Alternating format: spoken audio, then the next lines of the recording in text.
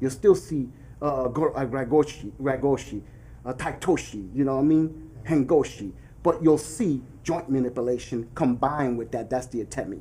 And that's where it's going today. The history, you know, as Aki Jiu-Jitsu masters, yes, they'll do almost combines Aikido and Jiu-Jitsu and all those aspects.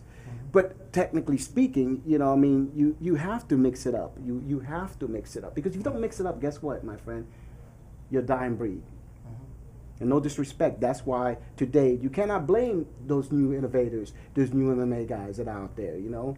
Why? Because they figure, okay, martial arts is great. I'm a kata man. I'm a weapons man. I'm all that. But I also know that in order to keep up in an environment, the way we live in today with special weapons, all this stuff, we're the last of the dragons. You know what I mean? So we must, as innovators, as masters and grandmasters of the martial arts, we have to bring it to a different level. Let me ask you, you're 8-time world kickboxing champ.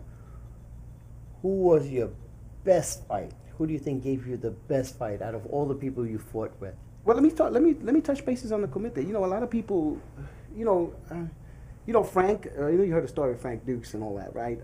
Yes, I pretty much. I don't want to mention his name, but pretty much everybody is. Pretty much everybody knows who Frank Dukes is. Around the country, committees are held almost every year. There's some excluded from traditional tournaments. You must be invited. You know, paperwork. If you're not invited, you're actually, you know, like when you fought the tournaments, you know, they invite you. Don't they invite you, Master Yusef? They tell you, they send you a telegram, they don't send you a thing. Hey, come on, Master, I want to need you there. So it's the same concept. When I used to fight, like I told you, during the time and eras in the 70s all the way to the 80s, I was, you know, out there. They invited me to come to these things. And some of those things were backstreet brawls, man. I'm telling you, it's cockfights and everything that you see. But just a special invitation, not just to anybody. It's not just there, but I don't know about anybody else. That's, you know, there's a lot of people that fought it. They don't want to come out and talk about it, and I don't blame them, because when you do, I mean, I'm sorry that the picture left most of the fighters out, like myself and others. You know, I honestly say that, and I said that to my friend. You know, I told him, hey, listen, I fought one guy that I don't even know his name. How many people you fought? Do you know their names? No. I don't remember their names. Yeah. You know, we used to see them in tournaments. I don't remember their names, man. There's so many. But there was one guy, man, he's Oriental. I mean, he broke my arm. I knocked him out, of course, but I wish I could remember his name. And, you know, I've been looking for him at the time.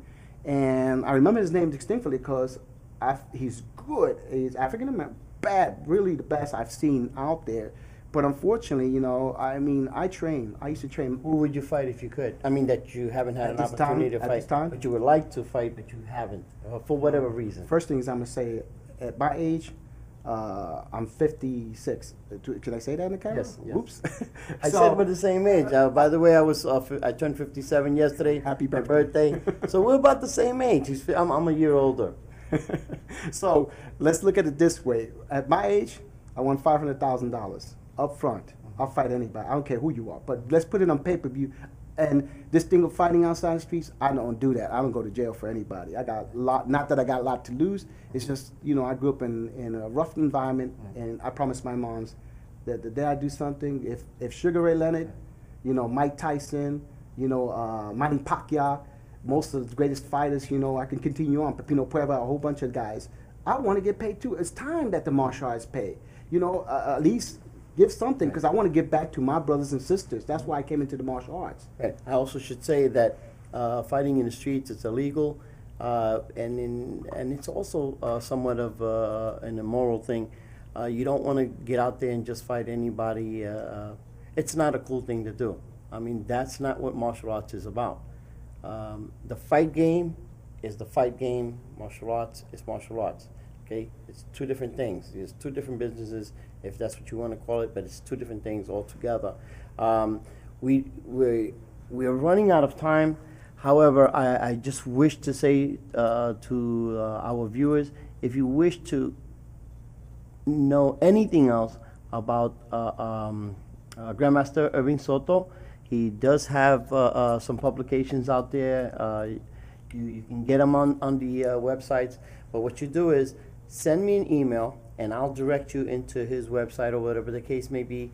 If you're interested in hooking up a seminar, if you want him to do a seminar for your school, contact Shadow Warriors for you at AOL.com. Contact me. He's my brother. I'm in touch with him, and we'll hook you up with him. Okay? I'm going to promise you, I'm going to promise you, not right now, but in the future, hopefully by the end of this show, we can show you a rolling shot on how Grandmaster Irving works with his students. We hung out with him last night and with his brother in Manhattan, and you guys are going to be able to view it. But for now, I just want to say thank you for coming down. Thank you. And this is only the beginning.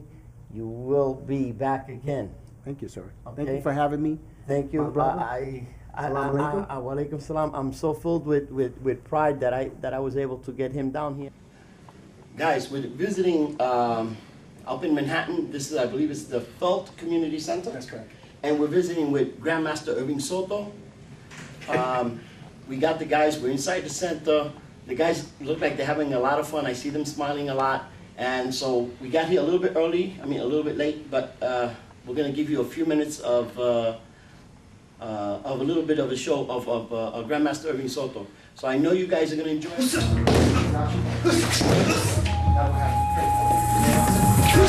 it.